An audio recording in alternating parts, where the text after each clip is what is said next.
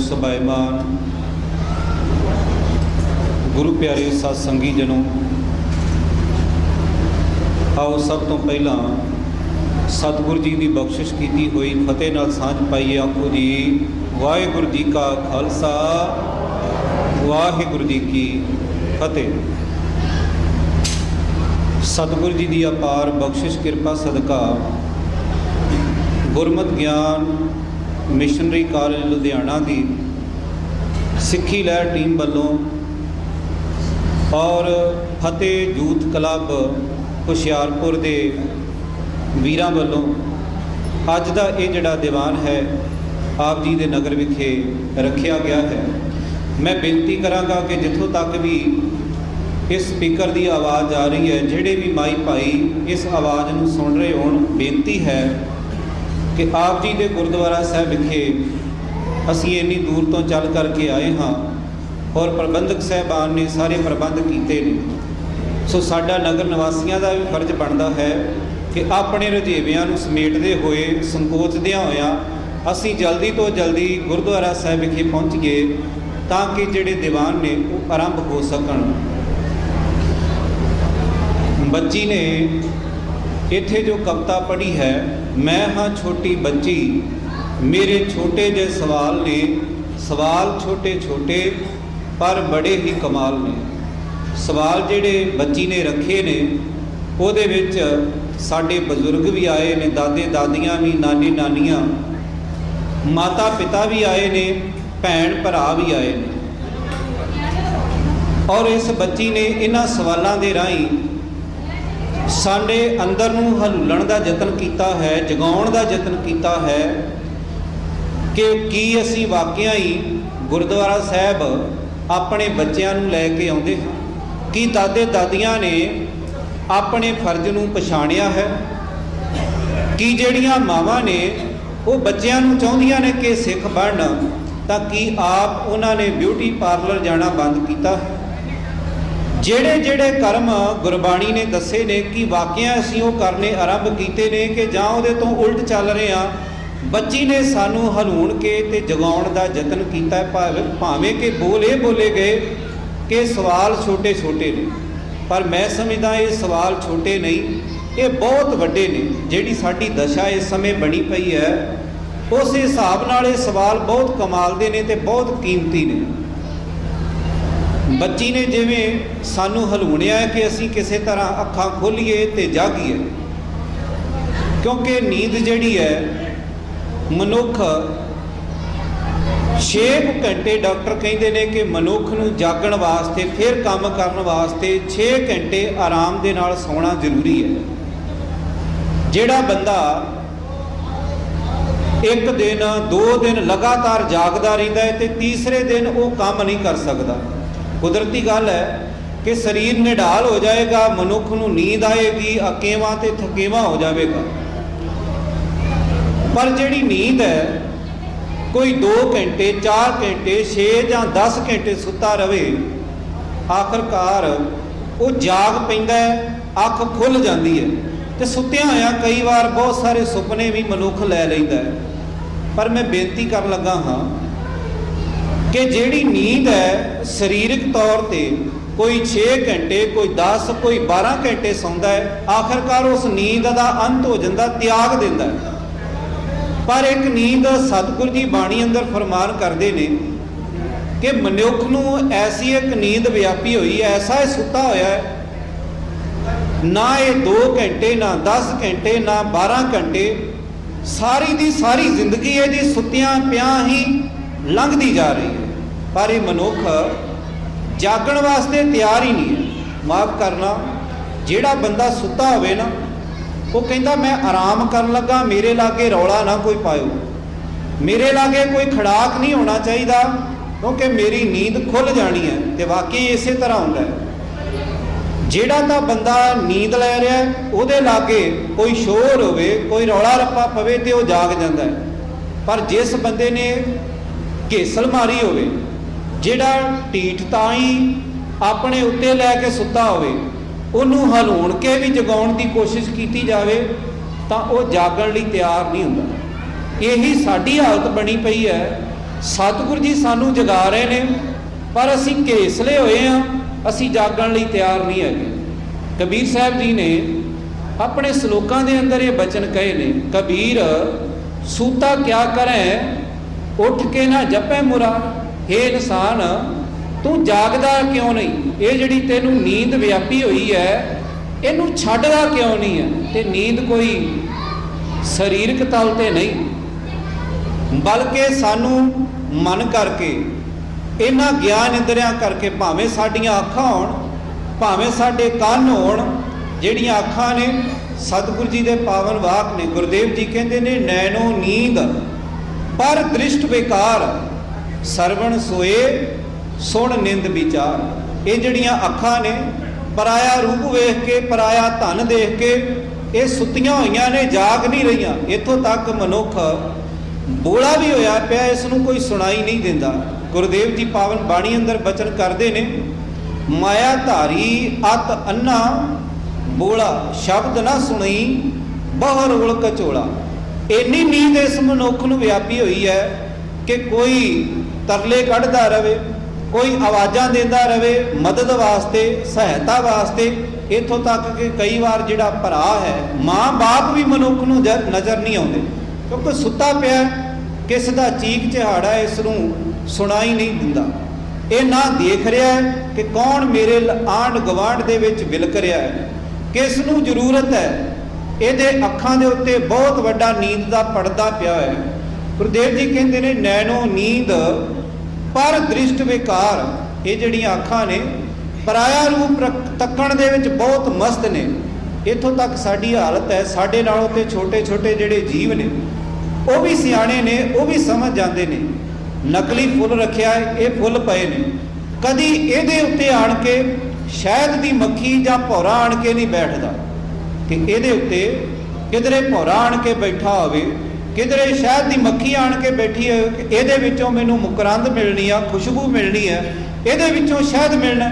ਉਹ ਜਾਣਦੇ ਨੇ, ਉਹ ਉੱਥੇ ਜਾ ਕੇ ਬੈਠਦੇ ਨੇ, ਭਾਵੇਂ ਉਹਨਾਂ ਨੂੰ ਕਈ ਮੀਲ ਸਫ਼ਰ ਤੈਅ ਕਰਨਾ ਪਵੇ ਜਿੱਥੇ ਫੁੱਲ ਹੁੰਦੇ ਨੇ। ਪਰ ਸਾਡੀ ਹਾਲਤ ਦੇਖਣ ਵਾਲੀ ਹੈ। ਅਸੀਂ ਤਾਂ ਨਕਲੀ ਜਿਹੜੇ ਫੁੱਲ ਨੇ, ਨਕਲੀ ਦਿਖਾਵੇ ਵਾਲੇ ਜਿਹੜੇ ਜੀਵਨ ਨੇ, ਅਸੀਂ ਉਹਨਾਂ ਤੇ ਰੀਝੇ ਪਏ ਹਾਂ। ਅਸਲ ਸਾਨੂੰ ਫੁੱਲਾਂ ਦਾ ਪਤਾ ਨਹੀਂ, ਅਸਲ ਸੁਗੰਧੀ ਦਾ ਸਾਨੂੰ ਸਮਝ ਹੀ ਨਹੀਂ ਹੈ। ਅਸੀਂ ਉਹਨਾਂ ਮਨੁੱਖਾਂ ਦੇ ਅੱਗੇ ਜਾ ਕੇ ਢਹਿ ਢੇਰੀ ਹੋ ਜਾਂਦੇ ਹਾਂ, ਕਿਉਂਕਿ ਇਸ ਤਰ੍ਹਾਂ ਦੇ ਜਿਹੜੇ ਮਨੁੱਖ ਪੈਦਾ ਕਰਨੇ ਕੋਈ ਔਖਾ ਕੰਮ ਨਹੀਂ ਹੁੰਦਾ। ਔਖਾ ਕੰਮ ਹੈ ਜੇ ਤਾਂ ਕੋਈ ਫੁੱਲ ਅਸਲੀ ਉਗਾਉਣਾ ਹੋਵੇ ਤਾਂ ਉਹਦੇ ਵਾਸਤੇ ਮਿਹਨਤ ਚਾਹੀਦੀ ਹੈ, ਪਾਣੀ ਪਾਉਣਾ ਪਵੇਗਾ, ਗੋਡੀ ਕਰਨੀ ਪਵੇਗੀ, ਸੰਭਾਲ ਕਰਨੀ ਪਵੇਗੀ, ਤਾਂ ਬਹੁਤ ਦਿਨਾਂ ਬਾਅਦ ਇੱਕ ਫੁੱਲ ਖਿੜਦਾ ਹੈ ਤੇ ਉਹਦੇ ਵਿੱਚ ਸੁਗੰਧੀ ਹੁੰਦੀ ਹੈ। ਤੇ ਜੇ ਕਿਸੇ ਨੂੰ ਕਹਿ ਦਿਓ ਨਾ ਕਿ ਨਕਲੀ ਇੱਥੇ ਇੱਕ ਬਗੀਚਾ ਤਿਆਰ ਕਰਨਾ ਹੈ, ਤੁਸੀਂ ਦੁਕਾਨ ਤੇ ਜਾਓਗੇ, ਨਕਲੀ ਫੁੱਲਾਂ ਦਾ ਢੇਰ ਖਰੀਦ ਕੇ ਲਿਆ ਕੇ ਰੱਖ ਦਿਓਗੇ ਕਿ ਆਹ ਫੁੱਲ ਆ ਗਏ, ਪਰ ਮਾਫ ਕਰਨਾ, ਉਹਦੇ ਵਿੱਚ ਨਾ ਰਸ ਹੈ, ਨਾ ਸੁਗੰਧ ਹੈ, ਨਾ ਸ਼ਹਿਦ ਹੈ ਉਹਦੇ ਅੰਦਰ। ਉਹ ਕੇਵਲ ਤੇ ਕੇਵਲ ਨਕਲੀ ਹੈ। ਗੁਰੂ ਦੀ ਨਕਲ ਮਾਰ ਕੇ ਬਹੁਤ ਸਾਰੇ ਐਸੇ ਲੋਕ ਨੇ ਜਿਹੜੇ ਆਪਣੇ ਬਨੌਟੀ ਬਣਾਏ ਹੋਏ ਜਿਵੇਂ ਫੁੱਲ ਲਿਆਣ ਕੇ ਪੇਸ਼ ਕਰੀਦੇ ਨੇ, ਇਸੇ ਤਰ੍ਹਾਂ ਰਾਤੋਂ ਰਾਤ ਇੱਥੇ ਸੰਤ ਅਤੇ ਮਹਾਂਪੁਰਸ਼ ਬ੍ਰਹਮ ਗਿਆਨੀ ਬਣ ਜਾਂਦੇ ਨੇ। ਪਰ ਉਹਨਾਂ ਦੇ ਨੇੜੇ ਜਾ ਕੇ ਦੇਖੋ ਕਿ ਕੀ ਵਾਕਿਆ ਉਹਨਾਂ ਦੇ ਜੀਵਨ ਅੰਦਰ ਸੁਗੰਧੀ ਹੈ। ਜੋ ਅਸੀਂ ਚਾਹੁੰਦੇ ਹਾਂ ਉੱਥੋਂ ਮਿਲ ਸਕਦਾ ਹੈ, ਪਰ ਅਸੀਂ ਬੇਕਦਰੇ ਹੋ ਗਏ, ਅਸੀਂ ਗੁਰੂ ਦੀ ਕਦਰ ਨਹੀਂ ਜਾਣੀ। ਛੋਟੀ ਜਿਹੀ ਇੱਕ ਹੋਰ ਉਦਾਹਰਨ ਦਿਆਂ, ਸਾਡੇ ਘਰ ਟੀਵੀ ਹੈ, ਟੀਵੀ ਦੇ ਉੱਤੇ ਗੁਰਬਾਣੀ ਵੀ ਆ ਰਹੀ ਹੈ, ਕੀਰਤਨ ਵੀ ਆ ਰਿਹਾ, ਗੁਰਮਤਿ ਵਿਚਾਰ ਵੀ ਹੋ ਰਹੀ ਹੈ, ਪਰ ਸਾਡੀ ਹਾਲਤ ਦੇਖੋ, ਅਸੀਂ ਸੁੱਤੇ ਪਏ ਆ। ਸਾਨੂੰ ਤਾਂ ਜਿਹੜੇ ਗਾਣੇ ਨੇ ਉਹ ਚੰਗੇ ਲੱਗਦੇ ਨੇ, ਜਿਹੜਾ ਮਨੁੱਖ ਲੱਚਰਤਾ ਫੈਲਾ ਰਿਹਾ ਹੈ ਅਸੀਂ ਉਹ ਸੁਣਨਾ ਪਸੰਦ ਕਰਦੇ ਹਾਂ। ਆਨੰਦ ਕਾਰਜ ਹੋਣ ਉੱਥੇ ਵੀ ਇਹੀ ਕੁਝ ਹੁੰਦਾ। ਆਨੰਦ ਕਾਰਜ ਜਿਹੜੇ ਰੱਖੇ ਗਏ, ਜਿਨ੍ਹਾਂ ਵਾਸਤੇ ਸਾਰੇ ਰਿਸ਼ਤੇਦਾਰਾਂ ਨੂੰ ਸੱਦਾ ਦਿੱਤਾ ਗਿਆ, ਬੁਲਾਵਾ ਦਿੱਤਾ ਗਿਆ, ਸਾਰਿਆਂ ਲਈ ਪ੍ਰਬੰਧ ਕੀਤਾ ਗਿਆ, ਪਰ ਸਾਰੇ ਪੈਲਸ ਦੇ ਵਿੱਚ ਉੱਥੇ ਇਕੱਤਰ ਨੇ, ਗੁਰਦੁਆਰਾ ਸਾਹਿਬ ਜਾਣ ਵਾਸਤੇ ਕੋਈ ਤਿਆਰ ਨਹੀਂ। ਬਦੋ ਬਦੀ ਫੜ ਕੇ ਭੂਆ ਫੁੱਫੜ ਨੂੰ, ਮਾਮੇ ਚਾਚੇ ਨੂੰ ਲਿਜਾਇਆ ਜਾਂਦਾ ਹੈ ਕਿ ਆਓ ਚੱਲੀਏ ਆਨੰਦ ਕਾਰਜਾਂ ਤੇ ਜਾਣਾ ਹੈ। ਪਰ ਜਿਹੜੇ ਝੂਠੇ ਫੁੱਲਾਂ ਤੇ ਰੀਝ ਚੁੱਕੇ ਨੇ, ਜਿਨ੍ਹਾਂ ਦੇ ਅੱਖਾਂ ਨੂੰ ਪਰਾਇਆ ਰੂਪ ਤੱਕਣ ਦੀ ਆਦਤ ਬਣ ਚੁੱਕੀ ਹੈ, ਉਹ ਪੈਲਸ ਵਿੱਚੋਂ ਜਾਣ ਵਾਸਤੇ ਤਿਆਰ ਨਹੀਂ, ਬਹਾਨੇ ਘੜ ਰਹੇ ਨੇ ਕਿ ਮੈਂ ਕਿਸੇ ਨੂੰ ਲੈਣ ਜਾਣਾ ਹੈ, ਮੈਨੂੰ ਕੋਈ ਲੈਣ ਆ ਰਿਹਾ ਹੈ, ਮੈਂ ਛੇਤੀ ਚਲੇ ਜਾਣਾ ਹੈ। ਪਰ ਉੱਥੇ ਕਰ ਕੀ ਰਹੇ ਨੇ? ਧਿਆਨ ਦੇਣਾ, ਉੱਥੇ ਹੋ ਕੀ ਰਿਹਾ ਹੈ? ਉੱਥੇ ਹੋ ਰਿਹਾ ਹੈ ਨਾਚ ਹੋ ਰਿਹਾ ਹੈ, ਉੱਥੇ ਅਸ਼ਲੀਲਤਾ ਹੈ ਜਿਹੜੀ ਉਹ ਪਰੋਸੀ ਜਾ ਰਹੀ ਹੈ, ਸ਼ਰਾਬਾਂ ਦੇ ਦੌਰ ਚੱਲ ਰਹੇ ਨੇ। ਉਹ ਸਾਨੂੰ ਸਾਰਾ ਕੁਝ ਚੰਗਾ ਲੱਗ ਰਿਹਾ ਹੈ। ਜੇ ਨਹੀਂ ਚੰਗਾ ਲੱਗ ਰਿਹਾ ਤਾਂ ਉਹ ਸਤਿਗੁਰੂ ਜੀ ਦੀ ਪਾਵਨ ਬਾਣੀ ਸਾਨੂੰ ਨਹੀਂ ਚੰਗੀ ਲੱਗਦੀ। ਮੈਂ ਬੇਨਤੀ ਕਰ ਰਿਹਾ ਸੀ ਕਿ ਜਿਹੜੀ ਨੀਂਦ ਹੈ ਉਹ ਤਾਂ 5 7 10 ਘੰਟੇ ਬਾਅਦ ਖਤਮ ਹੋ ਜਾਂਦੀ ਹੈ, ਪਰ ਜਿਹੜਾ ਮਨੁੱਖ ਮਨ ਕਰਕੇ ਔਰ ਗਿਆਨ ਇੰਦਰੀਆਂ ਕਰਕੇ ਸੁੱਤਾ ਹੋਵੇ ਉਹ ਜਾਗਣ ਵਾਸਤੇ ਤਿਆਰ ਨਹੀਂ। ਸਤਿਗੁਰੂ ਜੀ ਸਾਨੂੰ ਬਾਰ-ਬਾਰ ਹਲੂਣਾ ਦਿੰਦੇ ਨੇ, ਨੈਣੋ ਨੀਂਦ ਪਰ ਦ੍ਰਿਸ਼ਟ ਵਿਕਾਰ, ਸਰਵਣ ਸੋਏ ਸੁਣ ਨਿੰਦ ਵਿਚਾਰ। ਸਾਡੇ ਕੰਨਾਂ ਨੂੰ ਉਹ ਗੀਤ ਤਾਂ ਬਹੁਤ ਚੰਗੇ ਲੱਗਦੇ ਨੇ, ਭਾਵੇਂ ਮਿਸ ਪੂਜਾ ਦੇ 4-4 ਘੰਟੇ ਲੋਕ ਗੀਤ ਸੁਣਦੇ ਰਹਿਣ, ਪਰ ਸਤਿਗੁਰੂ ਜੀ ਦੀ ਪਾਵਨ ਬਾਣੀ ਸੁਣਨ ਲੱਗਿਆ ਅਸੀਂ ਅਕੇਵਾਂ ਤੇ ਥਕੇਵਾਂ ਮਹਿਸੂਸ ਕਰਦੇ ਹਾਂ। ਗੁਰਦੇਵ ਜੀ ਕਹਿੰਦੇ ਨੇ, ਨੈਣੋ ਨੀਂਦ ਪਰ ਦ੍ਰਿਸ਼ਟ ਵਿਕਾਰ, ਸਰਵਣ ਸੋਏ ਸੁਣ ਨਿੰਦ ਵਿਚਾਰ। ਇਹ ਜਿਹੜਾ ਸਾਡਾ ਮਨ ਹੈ, ਗੁਰਦੇਵ ਜੀ ਕਹਿੰਦੇ ਨੇ ਇਹ ਵੀ ਸੁੱਤਾ ਹੋਇਆ ਹੈ। ਜੇ ਸਾਡਾ ਮਨ ਸੁੱਤਾ ਹੋਇਆ ਹੈ, ਮਨ ਸੋਇਆ ਮਾਇਆ ਬਿਸਮਾਦ, ਤੇ ਜੇ ਸਾਡਾ ਮਨ ਸੁੱਤਾ ਹੋਇਆ ਹੈ ਤੇ ਅਸੀਂ ਇਸ ਸਰੀਰ ਰੂਪੀ ਘਰ ਦੀ ਰਾਖੀ ਕਿਵੇਂ ਕਰ ਸਕਦੇ ਹਾਂ? ਘਰ ਦੇ ਵਿੱਚ ਜੇ ਸਾਡੇ ਕੋਲ ਕੀਮਤੀ ਖਜ਼ਾਨਾ ਹੋਵੇ, ਕਿਸੇ ਕੋਲ ਧਨ ਦੌਲਤ ਹੋਵੇ, ਤਾਂ ਮਨੁੱਖ ਆਪਣੀਆਂ ਦੀਵਾਰਾਂ ਉੱਚੀਆਂ ਕਰਾਉਂਦਾ ਹੈ, ਉਹਦੇ ਉੱਤੇ ਕੱਚ ਲਵਾਉਂਦਾ ਹੈ, ਪਹਿਰੇਦਾਰ ਬਿਠਾਉਂਦਾ ਹੈ ਕਿ ਕੋਈ ਮੇਰੇ ਘਰ ਨੂੰ ਸੰਨ ਨਾ ਲਾ ਲਵੇ, ਮੇਰੇ ਘਰੋਂ ਧਨ ਦੌਲਤ ਕੋਈ ਚੁਰਾ ਕੇ ਨਾ ਲੈ ਲਵੇ, ਕੋਈ ਡਾਕਾ ਨਾ ਮਾਰ ਲਵੇ। ਪਰ ਸਾਡੇ ਅੰਦਰ ਜਿਹੜੇ ਸ਼ੁਭ ਵਿਚਾਰ ਨੇ, ਚੰਗੀ ਵਿਚਾਰ ਹੈ, ਉਹ ਲੁੱਟੀ ਜਾ ਰਹੀ ਹੈ, ਪਰ ਇਸ ਪਾਸੇ ਅਸੀਂ ਧਿਆਨ ਨਹੀਂ ਦੇ ਰਹੇ। ਅਸੀਂ ਸੁੱਤੇ ਹੋਏ ਹਾਂ, ਮਨ ਸੋਇਆ ਮਾਇਆ ਬਿਸਮਾਦ। ਇਹ ਜਿਹੜਾ ਮਨ ਹੈ ਇਹ ਸੁੱਤਾ ਹੋਇਆ ਹੈ, ਇਸ ਗ੍ਰਹਿ ਮੈਂ ਕੋਈ ਜਾਗਤ ਰਹੇ। ਜੇ ਇਸ ਸਰੀਰ ਰੂਪੀ ਘਰ ਦੇ ਵਿੱਚ ਇੱਕ ਜਾਣਾ ਵੀ ਜਿਉਂਦਾ ਔਰ ਜਾਗਦਾ ਸੁਚੇਤ ਹੋਵੇ ਤਾਂ ਫਿਰ ਇਹ ਜਿਹੜਾ ਸਾਡਾ ਘਰ ਹੈ, ਸ਼ੁਭ ਗੁਣ ਨੇ ਅੰਦਰੋਂ, ਉਹ ਲੁੱਟੇ ਨਹੀਂ ਜਾਣਗੇ। ਗੁਰਦੇਵ ਜੀ ਦੀ ਪਾਵਨ ਬਾਣੀ ਦਾ ਵਾਕ ਹੈ, ਅਵਰ ਪੰਚ ਹਮ ਏਕ ਜਨਾ, ਕਿਉਂ ਰਾਖੋਂ ਘਰ ਬਾਰ ਮਨਾ, ਮਾਰੈ ਲੂਟੈ ਨੀਤ ਨੀਤ, ਕਿਸ ਆਗੇ ਕਰੀ ਪੁਕਾਰ ਜਨਾ। ਇਹ ਤਾਂ ਸਾਨੂੰ ਮਾਰ ਰਹੇ ਨੇ, ਲੁੱਟ ਰਹੇ ਨੇ, ਪਰ ਅਸੀਂ ਜਾਗਣ ਵਾਸਤੇ ਤਿਆਰ ਨਹੀਂ। ਸਤਿਗੁਰੂ ਜੀ ਸਾਨੂੰ ਹਲੂਣਾ ਦਿੰਦੇ ਨੇ। ਇਹ ਜੋ ਸਿੱਖੀ ਲਹਿਰ ਆਰੰਭ ਕੀਤੀ ਗਈ ਹੈ ਗੁਰਮਤਿ ਗਿਆਨ ਮਿਸ਼ਨਰੀ ਕਾਲਜ ਲੁਧਿਆਣਾ ਵੱਲੋਂ, ਅਤੇ ਇਥੋਂ ਹੁਸ਼ਿਆਰਪੁਰ ਦੇ ਜਿਹੜੇ ਵੀਰਾਂ ਨੇ ਉਪਰਾਲਾ ਕੀਤਾ ਹੈ, ਫਤਿਹ ਯੂਥ ਕਲੱਬ, ਸਭ ਵਧਾਈ ਦੇ ਪਾਤਰ ਨੇ ਇਹ ਵੀਰ, ਜਿਨ੍ਹਾਂ ਨੇ ਸੰਗਤਾਂ ਨੂੰ ਜਗਾਉਣ ਵਾਸਤੇ, ਤਾਂ ਕਿ ਅਸੀਂ ਗੁਰਬਾਣੀ ਨੂੰ, ਇਤਿਹਾਸ ਨੂੰ, ਆਪਣੀ ਮਰਜ਼ਾਦਾ ਨੂੰ ਪੜ੍ਹ ਕੇ, ਸੁਣ ਕੇ, ਵਿਚਾਰ ਕੇ ਕਿਸੇ ਤਰ੍ਹਾਂ ਆਪਣੇ ਇਸ ਸੁੱਤੇ ਹੋਏ ਮਨ ਨੂੰ ਜਗਾ ਸਕੀਏ। ਇਹ ਜਿਹੜੇ ਸਮਾਗਮ ਨੇ ਆਰੰਭ ਕੀਤੇ ਗਏ ਨੇ। ਸਵੇਰ ਦਾ ਜਿਹੜਾ ਸਮਾਗਮ ਸੀ ਇਹ ਖੜਿਆਲਾ ਸੈਣੀਆਂ ਵਿਖੇ ਹੋਇਆ। ਅੱਜ ਦਾ ਜਿਹੜਾ ਪਿੰਡ ਹੈ ਆਪ ਜੀ ਦੇ ਨਗਰ ਵਿਖੇ, ਇੱਥੇ ਸਮਾਗਮ ਚੱਲ ਰਹੇ ਨੇ। ਅਸੀਂ ਇਹਨਾਂ ਸਮਾਗਮਾਂ ਦੇ ਅੰਦਰ ਜਿੱਥੇ ਗੁਰਮਤਿ ਵਿਚਾਰਾਂ ਕਰਦੇ ਹਾਂ, ਉੱਥੇ ਨਾਲ ਦੀ ਨਾਲ ਥੋੜ੍ਹਾ ਬਹੁਤਾ ਸਮਾਂ ਅਸੀਂ ਕੁਝ ਗੁਰਬਾਣੀ, ਇਤਿਹਾਸ ਜਾਂ ਮਰਜ਼ਾਦਾ ਦੇ ਨਾਲ, ਸਿੱਖ ਮੁੱਦਿਆਂ ਦੇ ਨਾਲ ਸੰਬੰਧਿਤ ਕੁਝ ਜਿਹੜੇ ਸਵਾਲ ਨੇ ਉਹ ਇਹਨਾਂ ਦੀਵਾਨਾਂ ਦੇ ਅੰਦਰ ਵਿਚਾਰਨ ਦਾ ਯਤਨ ਕਰਦੇ ਹਾਂ, ਤਾਂ ਕਿ ਸਾਡੇ ਮਨਾਂ ਵਿੱਚ ਪਏ ਹੋਏ ਜਿਹੜੇ ਭੁਲੇਖੇ ਨੇ, ਸਾਡੇ ਮਨਾਂ ਵਿੱਚ ਜਿਹੜੇ ਭਰਮ ਬਣੇ ਹੋਏ ਨੇ, ਜਿਹੜੇ ਮਨਾਂ ਵਿੱਚ ਸ਼ੰਕੇ ਉੱਠ ਰਹੇ ਨੇ, ਉਹਨਾਂ ਦੀ ਕਿਸੇ ਤਰ੍ਹਾਂ ਨਿਵਰਤੀ ਹੋ ਸਕੇ, ਉਹ ਖਤਮ ਹੋ ਸਕਣ, ਤੇ ਅਸੀਂ ਇੱਕ ਸਤਿਗੁਰੂ ਜੀ ਦੇ ਲੜ ਲੱਗ ਸਕੀਏ।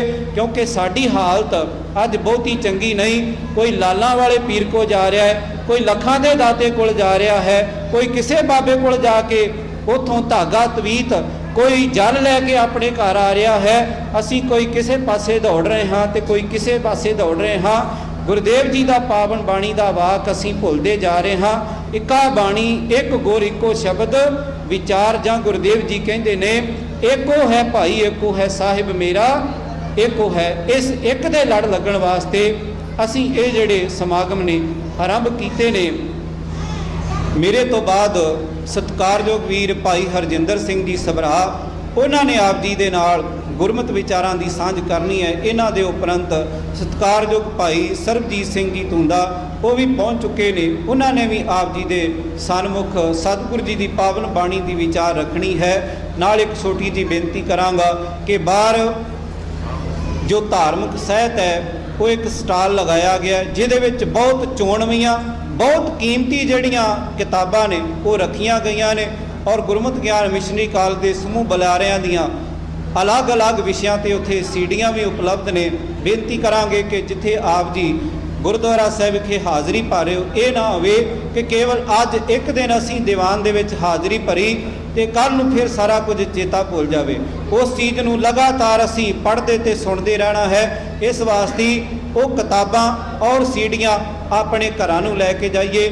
ਅਸੀਂ ਗੰਦੇ ਗੀਤਾਂ ਵਾਲੀਆਂ ਫਿਲਮਾਂ ਔਰ ਸੀਡੀਆਂ ਜਿਹੜੀਆਂ ਨੇ ਇਹ ਬਹੁਤ ਖਰੀਦ ਕੇ ਲਿਆਂਦੀਆਂ, ਖਿਡੌਣੇ ਬਹੁਤ ਖਰੀਦ ਕੇ ਲਿਆਂਦੇ, ਹੋਰ ਬਹੁਤ ਕੁਝ ਖਰੀਦਿਆ ਹੈ। ਅੱਜ ਅਸੀਂ ਯਤਨ ਕਰੀਏ, ਕੋਈ 15 ਰੁਪਏ ਕੋਈ 20 ਰੁਪਏ, ਇਸ ਤੋਂ ਕੋਈ ਜ਼ਿਆਦਾ ਕੀਮਤ ਨਹੀਂ ਸੀਡੀਆਂ ਦੀ। ਔਰ ਜਿਹੜੀਆਂ ਕਿਤਾਬਾਂ ਨੇ ਉਹ ਵੀ 20% ਡਿਸਕਾਊਂਟ 'ਤੇ ਦਿੱਤੀਆਂ ਜਾ ਰਹੀਆਂ ਨੇ। ਤੇ ਨਾਲ ਹੀ ਇੱਕ ਬੇਨਤੀ ਹੋਰ ਹੈ ਕਿ ਗੁਰਮਤਿ ਵਿਰਸਾ ਮੈਗਜ਼ੀਨ ਜਿਹਦੀ ਸਾਲ ਦੀ ਭੇਟਾ ਕੇਵਲ 150 ਰੁਪਈਆ ਹੈ, ਉਹ ਵੀ ਆਪਣੇ ਘਰ ਦਾ ਸ਼ਿੰਗਾਰ ਬਣਾਓ।